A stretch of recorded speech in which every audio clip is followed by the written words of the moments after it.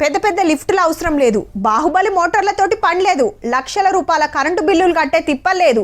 బగ్గ వరదలు వచ్చినప్పుడు కాల్వ తీస్తే ఉతార్లకు నీళ్ళెట్లా పోతాయో ఎస్ఎల్బీసీ ప్రాజెక్టు సుతగంతే.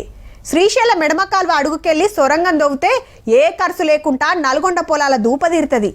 పాత సర్కార్ ఏలువడిలా పక్కకు పెడితే కాంగ్రెస్ వచ్చినాక మొన్ననే పనులు చాలు చేస్తే లోపట మట్టిగులి ఎనమండుగురు చిక్కబడితే ఇంకా గిన జాడవల్లే.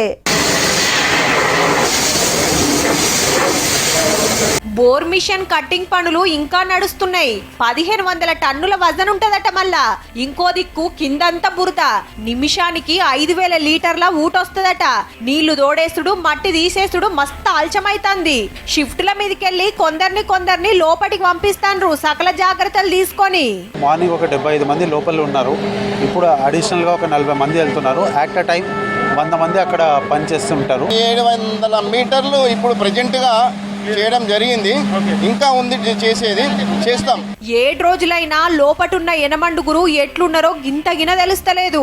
పెద్ద పెద్ద ఇంజనీర్లు, ఆఫీసర్లు, మిలిటరోళ్ళు దగ్గరుండి పనులరుచుకుంటాన్రు.